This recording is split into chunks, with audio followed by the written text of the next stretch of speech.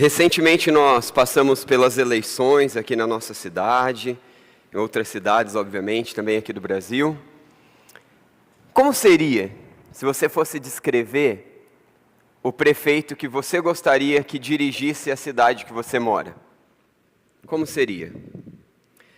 Vamos mudar um pouquinho a pergunta.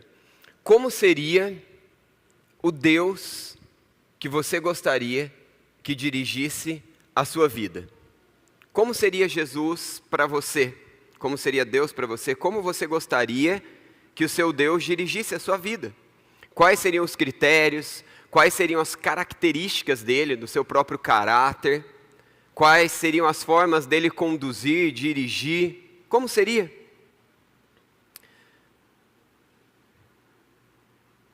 Será que Deus, será que Jesus não é confiável?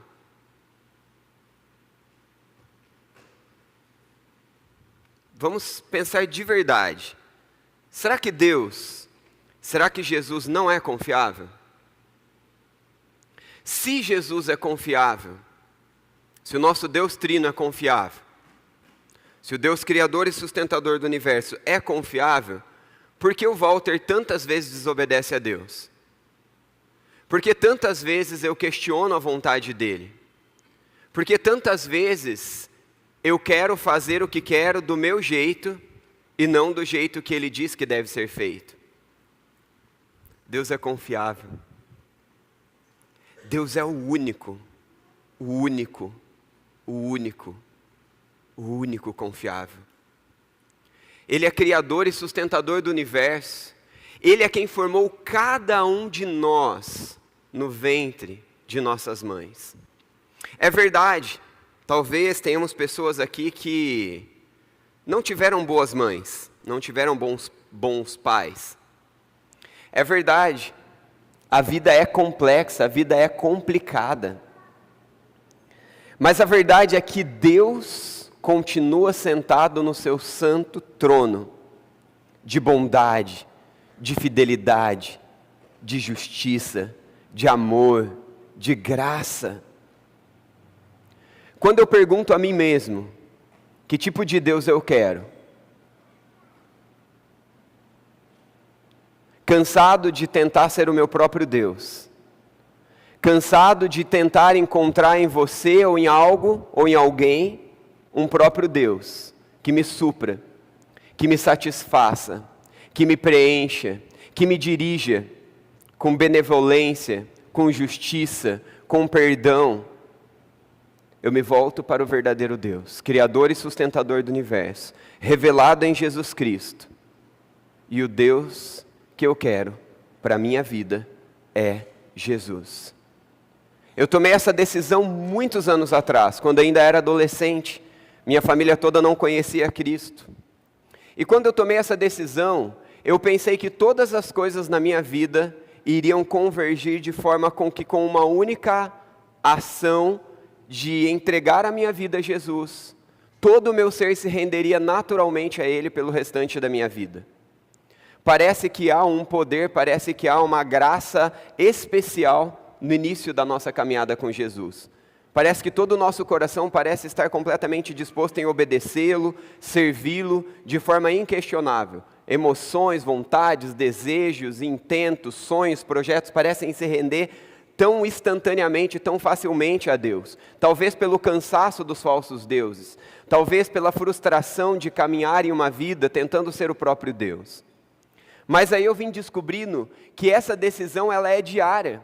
E que essa decisão ela é constante, não apenas diária, mas em um mesmo dia eu preciso diversas vezes decidir quem eu quero que seja o Deus da minha vida. Quem eu quero que seja aquele que vai coordenar cada um dos meus pensamentos, dos meus sentimentos, das minhas vontades, das minhas ações, das minhas reações.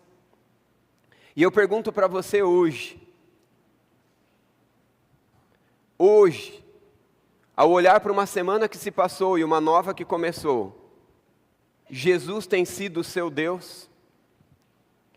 Se o resultado na sua vida tem sido cansaço, tem sido desgaste, tem sido peso e mais peso, talvez precisamos fazer a pergunta para nós mesmos se de fato Jesus está sendo o nosso Deus.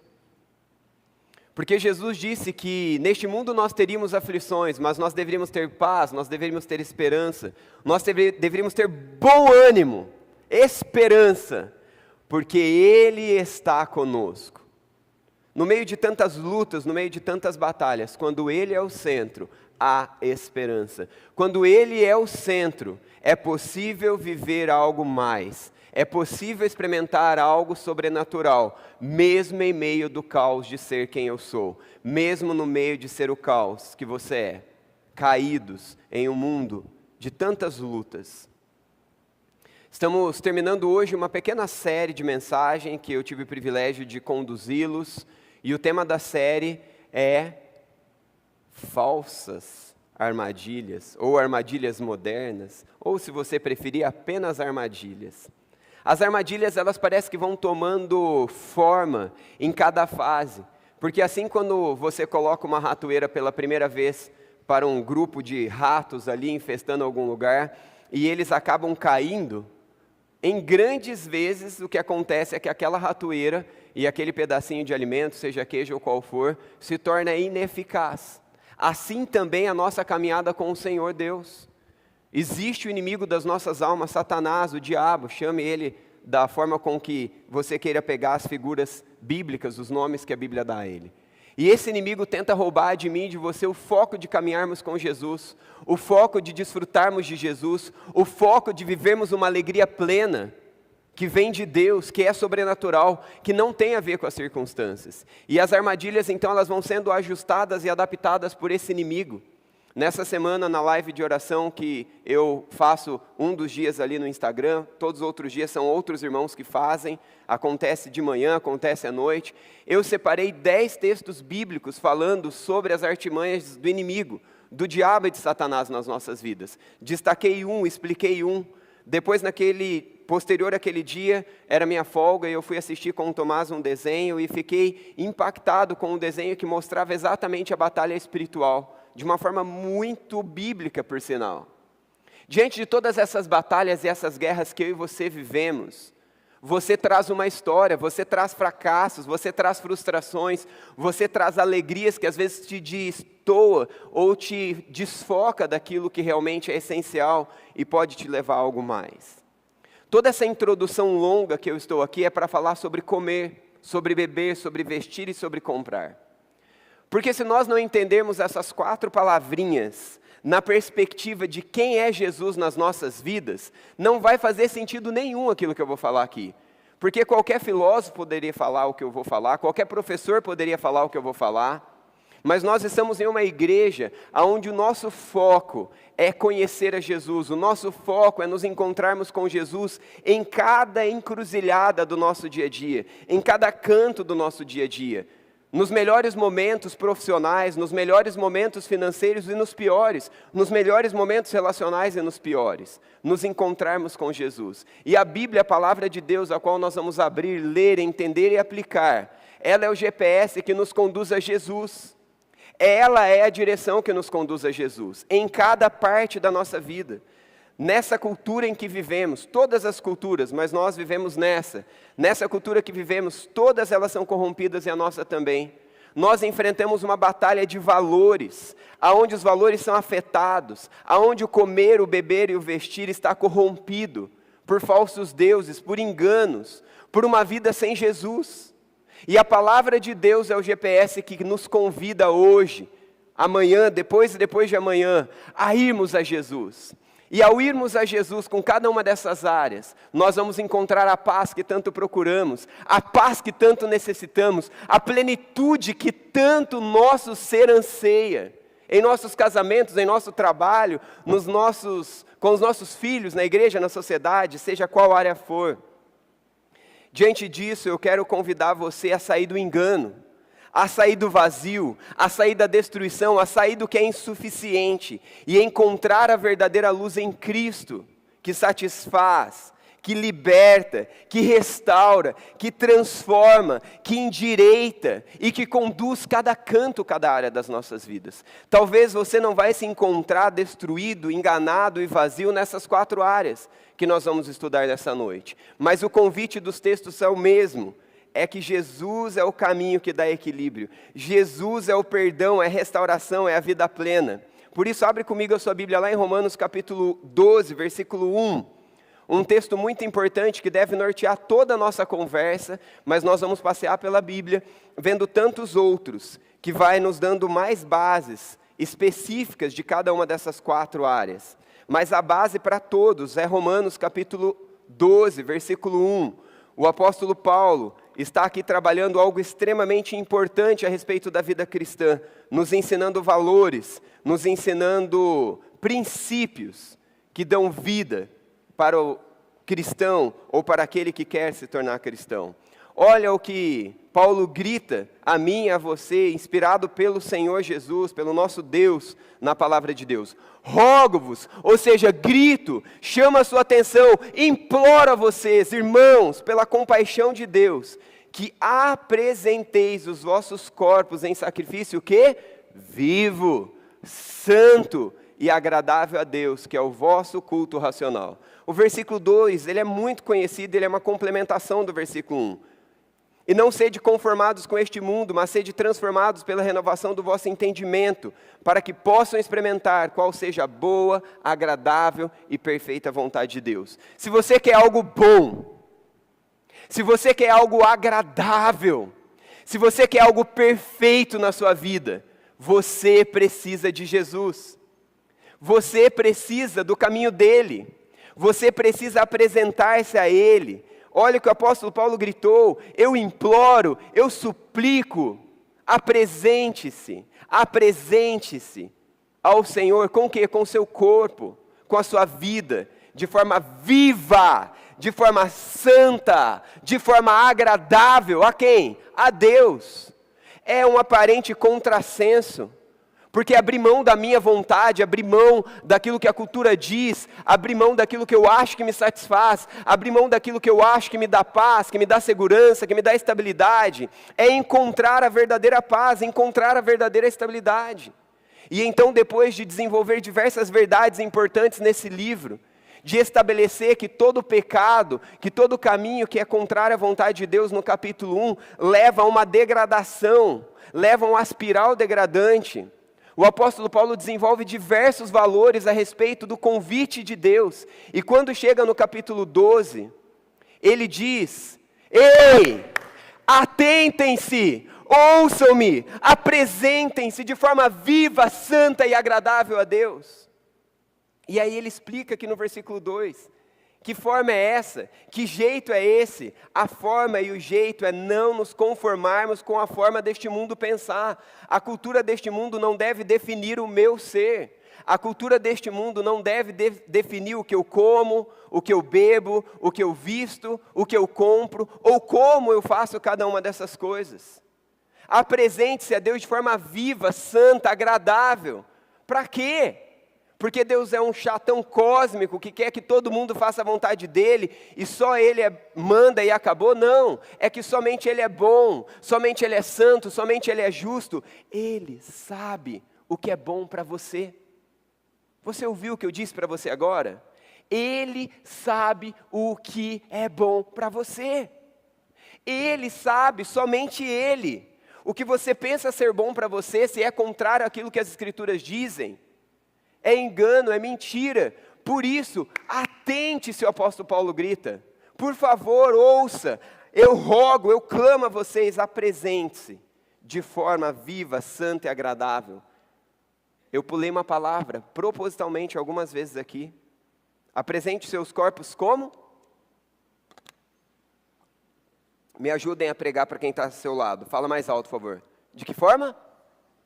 Sacrifício.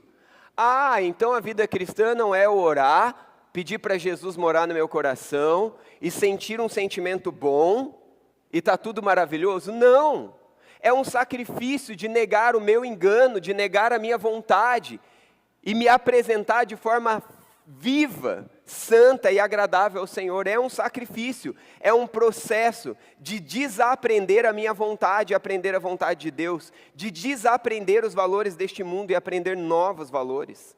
E o Senhor nos convida à moderação, à consagração, que encontra a verdadeira alegria e satisfação em Deus. Eu vou falar de novo para você que o Senhor te convida à moderação, à consagração, que nos leva à verdadeira satisfação em Deus. Talvez você esteja tão bem hoje, você está falando, mas eu não preciso de nada disso. Está tudo bem na minha vida. Está tudo bem porque Jesus é o centro da sua vida e Ele te dá moderação e a partir dele você desfruta de tudo mais? Ou está tudo bem porque você está tão anestesiado com as coisas culturais que são contrárias à verdade da palavra de Deus, que você já nem consegue mais discernir o que realmente é bom e o que não é? Lembra lá do começo? Eu preciso apresentar-me a Jesus todos os dias. Eu preciso confessar a Jesus todos os dias. Eu preciso escolher Jesus todos os dias. Não é uma vez. É uma vez na primeira vez da minha caminhada com Jesus. Para todo o restante, até que Ele venha, ou até que eu me encontre com Ele, e o meu corpo seja glorificado, e então eu seja como Ele. E eu não deseje mais o engano. Eu não me iluda mais com as mentiras. Eu não me iludo mais com os brilhos falsos. Mas enquanto aqui eu estou, diariamente é esse processo. Coma e beba com moderação. Nessa época de festas, nessa época de confraternizações, eu e você precisamos ser lembrados que o cristão é chamado a comer e beber com moderação. Eu posso brilhar Cristo quando eu estiver diante dos banquetes. Aliás, eu deveria ter pregado essa pregação antes, porque nós já passamos por alguns banquetes de celebrações de final de ano, mas ainda tem outros. Se você, como eu, já errou algumas vezes, se você, como eu, já esteve diante de um copo de Coca-Cola trincando, tentando encontrar algum tipo de satisfação que a Coca não pode te dar, há possibilidade para o perdão e buscar essa satisfação em Jesus que de fato preenche.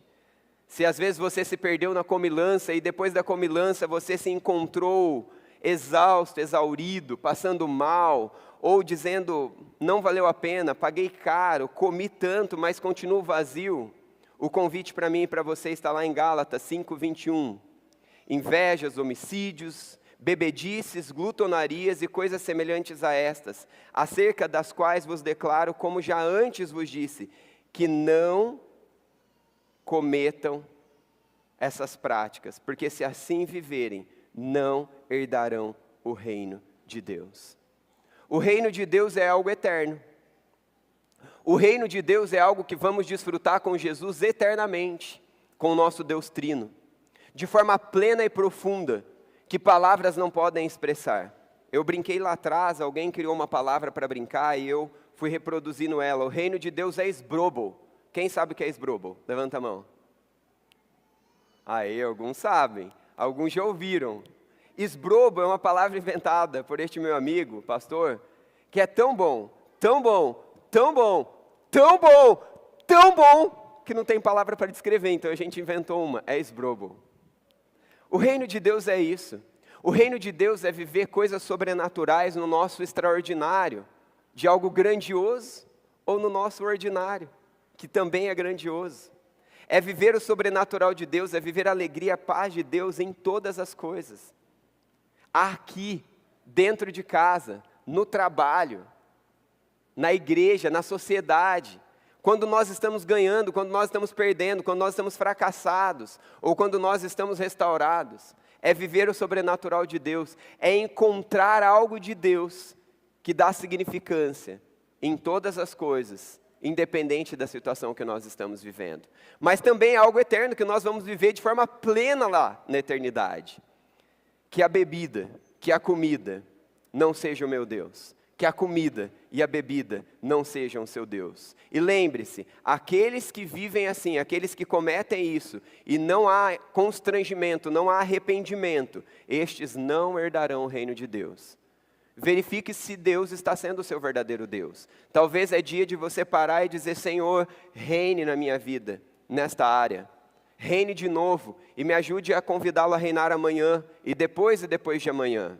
Encontre em Jesus aquilo que você está procurando na comida. Encontre em Jesus aquilo que você está procurando na bebida. Seja bebida alcoólica, tentando distrair a sua mente, tentando encontrar uma alegria que anestesia a verdade da realidade da vida, às vezes tão cansativa, tão dolorida, tão frustrante. Jesus é o Deus que você precisa. Apresente-se a Ele com sacrifício, de forma santa, viva e agradável. A bebida não te satisfaz. A glutonaria não te satisfaz. Jesus é suficiente para mim e para você. Provérbios 23, 20 a 21. Não andem como os beberrões, não andem com os beberrões, nem com os comilões de carne, porque o beberrão e o comilão cairão em pobreza, e a sonolência os faz vestir-se de trapos.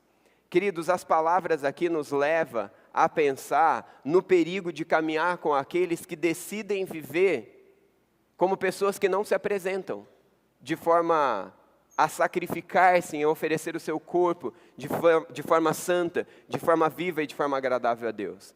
Que as nossas confraternizações, que as nossas junções sejam cheios de delícias, como aquelas, minha irmã, que você prepara com tanta dedicação, amor, e que sempre sai tão saborosa. Que não nos falte isso nunca, porque isso é a cereja do bolo, é o presente de Deus para nos lembrar de coisas maiores e grandiosas que Ele tem.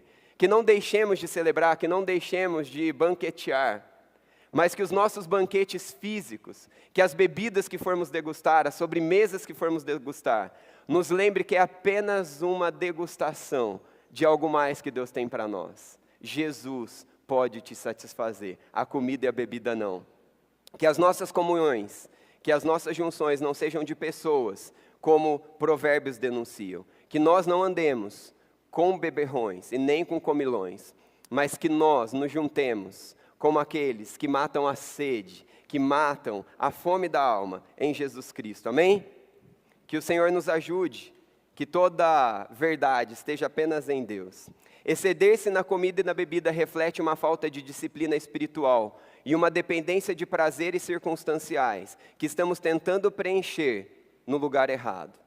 Essa fome, esse anseio por bebida, ele não é de todo ruim.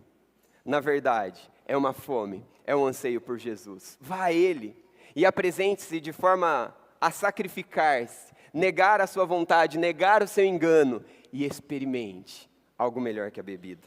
Experimente algo melhor que a comida. Desenvolva o autocontrole, controle dos desejos e dos apetites, enchendo-se de Jesus. Desenvolva moderação, evite excessos, encontrando o que você precisa em Jesus. Discipline-se espiritualmente, cultive práticas que busque tudo isso que a gente está falando aqui.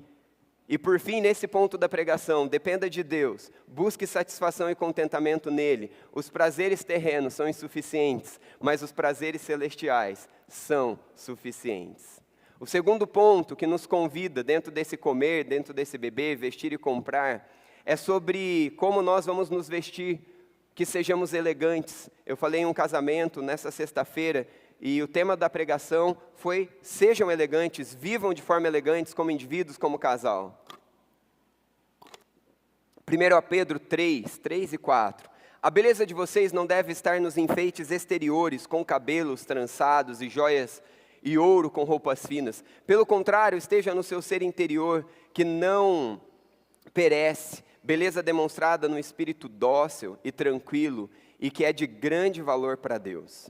Esse texto aqui está condenando a vaidade, o cuidar-se bem e o vestir-se bem, é isso? Porque ele está dizendo que a sua beleza não esteja nisso, não isso, não aquilo outro. A cultura, né, eles usaram na época da cultura aquilo, se fosse hoje, o que seria? Que a sua beleza não esteja no pintar o cabelo, no enrolar o cabelo, no alisar o cabelo, no fazer o cabelo platinado, é isso que os meninos estão fazendo, né? Que a sua beleza não esteja nas roupas de grife, que a sua beleza não esteja no comprimento da sua roupa, grande demais, fora de moda demais, ou curto demais, ou indecente demais, que a sua beleza seria assim. O texto aqui não está condenando a vaidade, o texto aqui não está condenando o cuidado. Aliás, se tinha uma coisa que me deixava desesperado quando eu estudava, era olhar para duas pessoas da minha sala de aula. E essas duas pessoas eram muito esquisitas, mas muito esquisitas. E eu não sabia, elas na verdade eram de uma seita, mas as pessoas falavam que elas eram crentes, e quando eu ouvia a palavra crente, eu achava que era todo cristão. E eu falava, gente do céu, eu não quero casar jamais com uma mulher assim. E eu olhava para o menino e falava, gente do céu, coitado desse menino. Ser esquisito, andar de forma esquisita não é ser cristão. Eu não quero que as pessoas conheçam Jesus porque eu gosto de usar calça estilo sarja, ou gosto de usar camisa. Gosto dessas duas coisas, gosto muito. Se não desse trabalho, se não fosse tão quente a cidade, eu acho que eu andaria todos os dias assim, de manhã, tarde e noite. Eu gosto. Numa cidade mais fria, na cidade que eu vim, morei 10 anos, até que dava para andar mais assim. É uma questão do clima, é uma questão da cultura, mas não é isso. Não é isso, não é o jeito que a gente se veste, não é um padrão que eu estipulo para você ou você estipula para mim. Isso não tem nada a ver com o Evangelho, isso não tem nada a ver com Jesus. Mas é a gente entender aonde está o nosso foco, aonde está o nosso valor. O texto bíblico, esse especificamente, está me chamando a que eu e você priorizemos não a aparência exterior, mas a interior. Esse texto bíblico está nos chamando a verificar que existem valores a respeito da beleza que são maiores e não são passageiros. Daqui a pouco a gente vai falar sobre esses extremos de esquisitice e de excesso de vaidade. Mas por agora vamos ficar com a essência do texto bíblico desse especificamente. Você hoje, quando Deus olha para você, Ele te olha como alguém bela? Como alguém belo? Quando as pessoas olham para você, elas veem o caráter de Deus moldado e refletido em você, em suas palavras, em suas atitudes? Ou você é rude, ou você é indiferente, ou você é maledicente? E aí a gente pode continuar essa lista infinda. Que a beleza de Cristo seja vista em ti. Amém? Que a beleza de Cristo seja vista em mim. Não pela minha esquisitice, ou pela minha única forma de ser e vestir imposta para você ou para mim, mas que a beleza de Cristo seja vista no caráter dele, em mim e em você, em nome de Jesus. O contexto aqui, o apóstolo Pedro escreve sobre as pressões que as pessoas estavam sofrendo, mais especialmente as mulheres, mas não necessariamente somente as mulheres, que estavam sendo pressionadas a viver de forma luxuosa e a demonstrar a sua roupa e a sua forma de vestir e os seus apetrechos com o seu valor. Como se o seu status social definisse o seu caráter. Se a roupa que eu visto define meu caráter, tem algo errado. Tem algo errado, com certeza. E eu confesso para vocês que nessa cidade extremamente quente, eu que sou mega calorento, agitado, estou transpirando sempre o tempo todo, me incomoda. E quando eu estou de folga ou fora do horário de trabalho, não estou nem no período da manhã, nem no período da tarde, você pode me encontrar na cidade de bermuda e cavada. E se você me encontrar, eu vou me sentir mega envergonhado. Porque, infelizmente, muitas vezes, eu acho que a roupa me define. Eu acho que a roupa mostra o meu valor. E às vezes você pode me encontrar de bermuda, chinelo e camiseta cavada, cheio do Espírito, muito mais transbordante, conhecendo e refletindo a Jesus, do que como estou hoje. Imagino que mais elegante. Não é a questão da roupa, não é a questão da roupa, mas nós sofremos uma pressão social. Eu sofro essa pressão social. Eu vou para a academia com essa roupa, ainda bem que é 2 quarteirões ali, nem 2 quarteirões, né? Atravesso a avenida de casa, volto, e se eu saio, dentro do baú da minha moto, eu procuro ter uma outra troca de roupa. No porta-mala tem outra troca de roupa. Na minha mochilinha de academia tem outra troca de roupa. Por quê? Porque se eu tenho que estudar em algum lugar que eu vou, num café, alguma padaria da cidade que eu gosto, ou vou fazer uma outra coisa, eu já quero trocar de roupa. Por quê? Porque tem uma pressão social ridícula, que define o meu valor, define o meu caráter, define a minha santidade pela roupa que eu estou usando. Isto é errado, e eu estou confessando meu pecado. Diante dessa forma luxuosa e das pressões que haviam ali nesse contexto onde nós acabamos de ler, o apóstolo Pedro levanta algo que deve trazer no meu coração e no seu coração uma reflexão. Quantos de nós sofremos esse tipo de pressão da moda, da forma com que nos vestimos? Gente, o que eu vou falar aqui é pastoral, e é em nome dos demais pastores. Nós já conversamos, nos incomodamos e oramos algumas vezes sobre esse assunto. Às vezes eu me envergonho com algumas fotos que são postadas de alguns eventos da nossa igreja, pela vestimenta vergonhosa de alguns. Pais, homens, em nome do Senhor Jesus, já eu vou chegar nesse texto, verifique que o seu filho e a sua filha saiam de casa de forma honrável. Verifique, marido, que a sua esposa saia de forma honrável. Verifique, esposa, que o seu marido saia de forma honrável. Eu não estou falando sobre usar uma roupa esportiva, eu não estou falando sobre usar uma roupa da moda. Eu amo que a Thalita se vista bem, amo. Minha esposa é linda e vestida bem, ela fica ainda mais linda e a gente desfruta de toda a beleza que o Senhor preparou para um casamento. Mas existem limites de um extremo e do outro, que nós como cristãos precisamos andar com Jesus. E andando como Jesus, e caminhando com Jesus, e apresentando as nossas vidas de forma santa e agradável, muda tudo. Pais, são vocês que compram a roupa dos seus filhos, pelo amor de Deus. Parece que as roupas estão a cada dia menor, e cada dia mais caras. Eu não estou dizendo, eu vou usar uma palavra, vou rasgar o verbo aqui. Eu não estou dizendo que mulheres não podem usar cropped. Eu não estou dizendo que cropped é do capeta. Se só isso for o foco dessa conversa e dos textos que ainda serão lidos, é pequeno demais, é para filosofia, é para professores, não é para evangelho. O evangelho é maior, o evangelho é muito mais profundo, o reino de Deus é mais profundo. Existem croppeds, na minha concepção, bonito. Se a mulher sabe se vestir, coloca uma roupa alta e coloca algo, a beleza da criatura de Deus. E eu não vou olhar para a mulher que está usando um cropped, mostrando apenas uma pequena parte, de forma respeitosa e equilibrada, desejando-a. Porque Deus diz que eu devo desejar a minha esposa. E Ele diz que quando eu olho com um olhar cobiçoso para outra mulher, eu já estou pecando. Eu já estou adulterando. Também não é na resolução de burcas que as pessoas vão usar que resolve um coração errado. É resolver o meu coração, como que eu olho para você, como que você olha para mim. O limite não é a roupa, o limite é o meu coração, o limite é, eu estou me sacrificando, apresentando-me a Deus de forma santa, agradável, honrosa. Este é o limite. Mas dentro da cultura, queridos, nós precisamos, como o apóstolo Pedro exortou aqueles irmãos aos valores que estavam sendo corrompidos, olhar e verificar o quanto da cultura atual, na comida e na bebida, está me corrompendo. O quanto na cultura atual, a vestimenta está me corrompendo.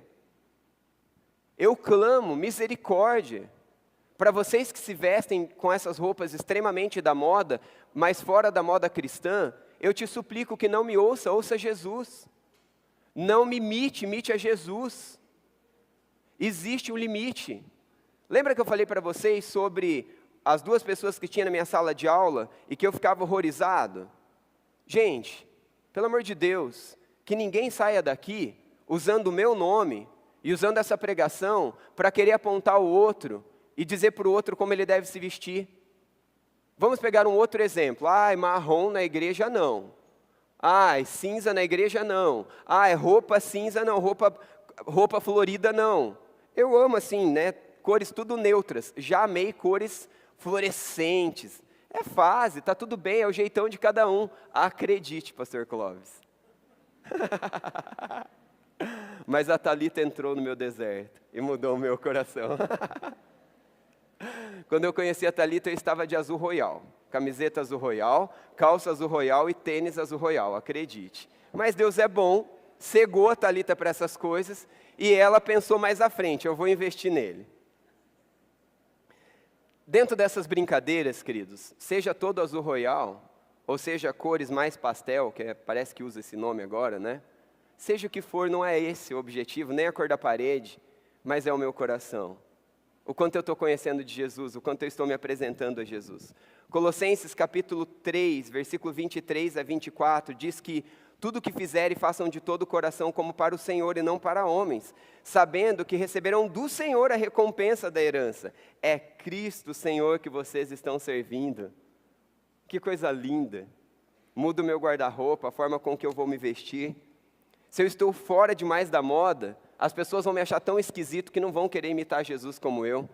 Se eu só ando na moda achando que é a minha roupa ou os apetrechos que eu uso, que vão expressar Jesus, que eu sou um cara legal e vou ser popular, isso passa, é pequeno, é limitado.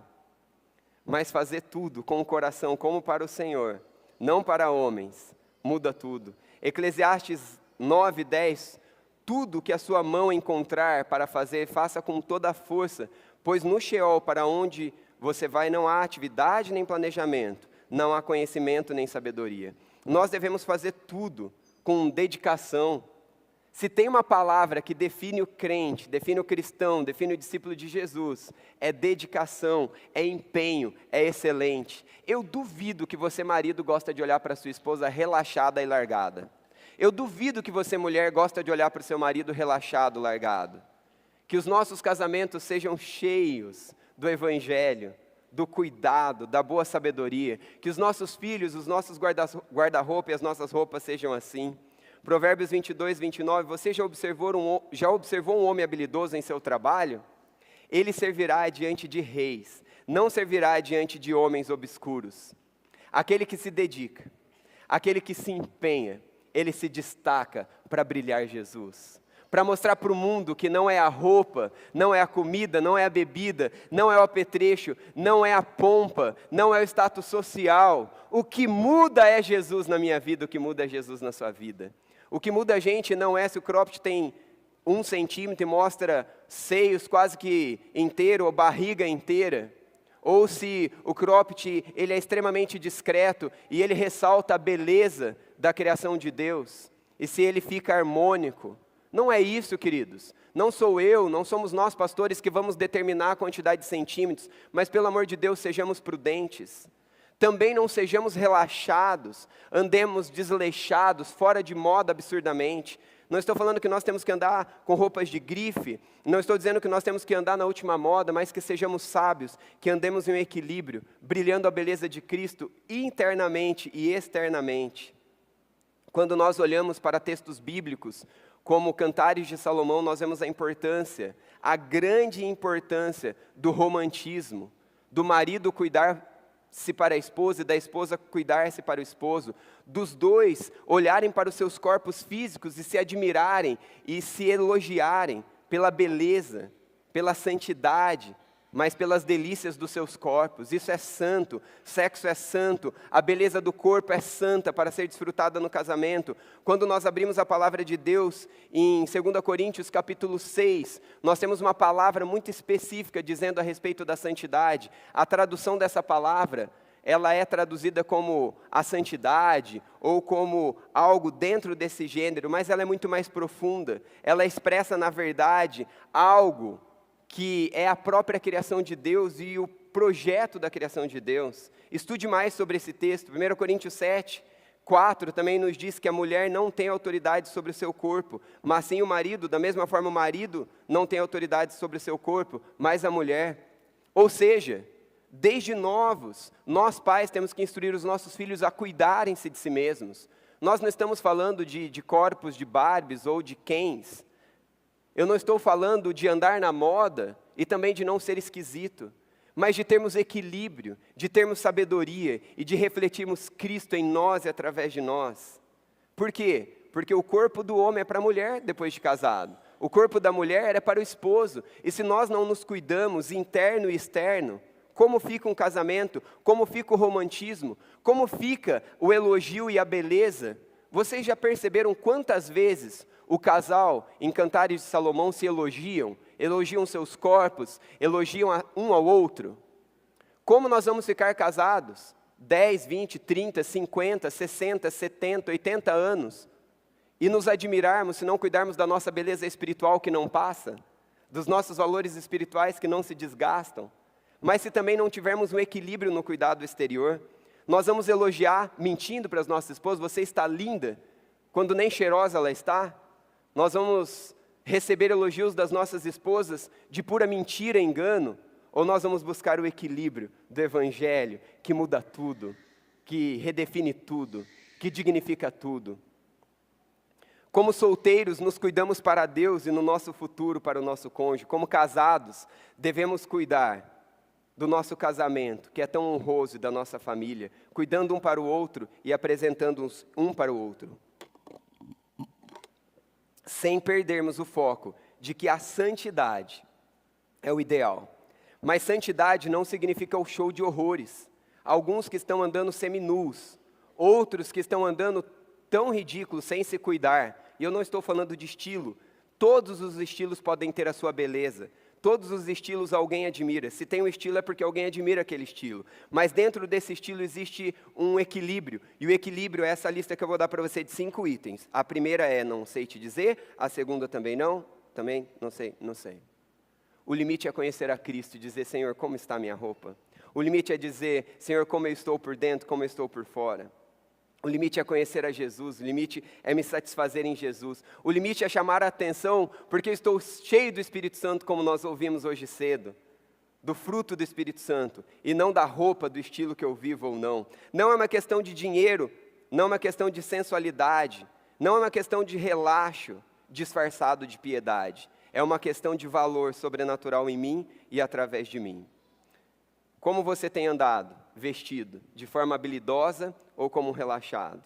Que sejamos conhecidos, nem por adorar a vaidade e nem por adorar o relaxo. Amém? Que não sejamos conhecidos por adorar nem a vaidade, nem o relaxo, nem a indecência, nem a falsa piedade escondida por muita roupa. Eu citei dentro de tudo que eu falei agora, 1 Coríntios capítulo 6, que dá para a gente exatamente essa palavra que diz da importância da santidade, e essa palavra na tradução e um estudo mais profundo dela nos diz que o sexo é para o casamento, dentro do casamento. Ela diz que a forma de se vestir deve ser santa. O estudo dessa palavra dentro de 1 Coríntios capítulo 6 é incrível, estudam sobre isso, procurem os outros pastores, outros líderes para estudarem mais sobre esse assunto, é um assunto importante a estudarmos. 1 Tessalonicenses também 4, 3 e 5, pois essa é a vontade de Deus, a vossa santificação, que vos absteis da prostituição. A palavra prostituição aqui também, estudada dentro do contexto, facilmente nós vemos que diz a respeito do sexo apenas para o casamento, e diz também a respeito da forma com que nós nos vestimos, nós nos comportamos, as palavras que falamos, de forma santa, honrosa, que agrada ao Senhor. Essa palavra prostituição, essa palavra porneia, é que dá esse entendimento. Então, se algum dia você falar assim, não sei aonde está na palavra de Deus que não pode sexo antes do casamento. Estuda esses 2 textos e você vai verificar que a palavra diz isso claramente. Aliás, toda a cultura cristã, toda a cultura bíblica nos mostra claramente isso. E isso sempre foi aceito, porque isso é o correto. Deus criou o sexo para o casamento e o sexo é muito bom. E cuidar-se um para o outro é muito bom, mas nós precisamos de limite. E, infelizmente, nós estamos deixando de conhecer a Jesus, e por isso estamos buscando outros limites. Eu já sabia que talvez eu não conseguiria chegar no final dessa pregação, porque ela é grande demais, mas chegou no final do ano e eu não queria começar uma nova parte dessa série no ano que vem. Então eu vou apenas citar o restante aqui, e numa outra oportunidade eu posso fazer uma pregação com cada um desses pontos para nós. Lembre-se que o seu corpo é templo do Espírito Santo, como 1 Coríntios nos ensina. Lembre-se que Efésios 5 nos convida, nos chama à pureza, à santidade, nem um extremo nem outro, nem a feiura, o show de horror, nem também a indecência. Por favor, vamos juntos buscar aquilo que o Senhor nos diz. Sua forma de vestir expressa Jesus? Minha forma de vestir expressa Jesus e o reino de Deus? Que fica essa pergunta. Vista-se de forma decente. Pais, vocês são responsáveis, e como pastor dessa igreja, se algumas coisas não mudarem, alguns pais eu vou procurar e vou conversar no particular. Vista-se com moderação, de forma sábia, de forma elegante, seja vigilante, tenha todo esse cuidado de conhecer a Cristo, de fazê-lo conhecido. E se eu precisar procurar é porque eu amo, e eu quero te ajudar a conhecer mais de Jesus, como eu também estou sendo ajudado. E por último, para encerrar esse ponto, eu não consigo me delongar, vai ser bem curtinho, consuma de forma consciente. Nós precisamos consumir de forma consciente. Está numa época onde a gente acha que a gente pode comprar. Eu não vou dizer para você deixar de comprar e dar o dinheiro na igreja, não é isso não. Dê ofertas e dê o dízimo de forma sábia, comprometida, respeitosa, sabendo que tudo que você tem é do Senhor. Mas não é para você sair vendendo casa, carro, para dar para a igreja, não é isso. É equilíbrio, é ponderação, mas consuma de forma consciente. Jesus disse, então lhes disse, cuidado. Fiquem de sobreaviso contra todo tipo de ganância. A vida de um homem não consiste na quantidade dos seus bens. O Senhor Jesus exorta dentro desse contexto, vou ser mais sucinto e rápido aqui, a necessidade de nós tomarmos o cuidado. Assim como a comida, a bebida, a vaidade ou o relaxo não nos satisfaz, mas Jesus nos satisfaz, Jesus nos preenche. Da mesma forma, o comprar não pode nos satisfazer. Da mesma forma que comer e beber muito depois fica com uma ressaca desgraçada, Gastar muito também fica com uma ressaca desgraçada. Colocar na beleza, no extremo da beleza também, uma esperança, também nos dá uma ressaca desgraçada. Mas o Deus de toda a graça vem invadir a minha desgraça, vem invadir a sua desgraça, para nos fazer compradores conscientes, generosos. Ele enfatiza a busca importante de não acumular riqueza, ou de não colocar na riqueza sua esperança, sua alegria, sua satisfação. O propósito é maior. Avalie suas prioridades, reconhecendo a compra, o consumo, o alimento, a beleza, o vestir, o cuidar, e que cada um deles foque no reino de Deus, amém? Cultive gratidão apreciando e sendo grato por tanto que Deus tem te dado. Desenvolva o contentamento em Jesus. O apóstolo Paulo diz que nós deveríamos aprender o contentamento. O contentamento não é um negócio que quando eu entrego a minha vida para Jesus e começo a caminhar com Ele, vem natural. É um processo de aprendizado. Eu aprendo a buscar a Jesus, eu aprendo a conhecer a Jesus, eu aprendo a desfrutar de Jesus em cada uma das coisas da minha vida. E neste processo, eu sou satisfeito. Eu aprendo o contentamento. Eu aprendo a esperar em Cristo, mesmo quando eu estou descontente, porque sei que nada neste mundo, a não ser Ele, pode me satisfazer. Viva focado no reino eterno de Deus, contribua com a sua família, no comer, no vestir, contribua com o reino de Deus, contribua com a sociedade, foque o reino de Deus, com o dinheiro, com o vestir, com o comer, com o beber, com o agir, com o comportar-se, com a sua sexualidade, com o seu cuidado. Pratique a generosidade em todas as oportunidades. E por fim, só a pessoa de Jesus pode te preencher. Você pode repetir isso para mim? Eu vou dizer 1, 2, 3 e você repete. Somente a pessoa de Jesus pode me satisfazer. 1, 2, 3 e... Nem uma vida moral, que define o tamanho de croppeds ou de outros estilos de roupa. Nem uma vida toda certinha. Nem a feiura de criar um estilo de crente e de caminhar como gente esquisita neste mundo, nem o excesso da beleza pode te satisfazer ou pode expressar Jesus.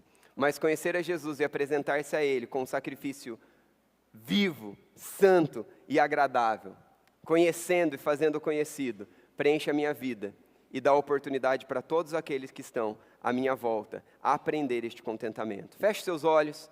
Gaste 1 minuto pensando sobre tudo que conversamos.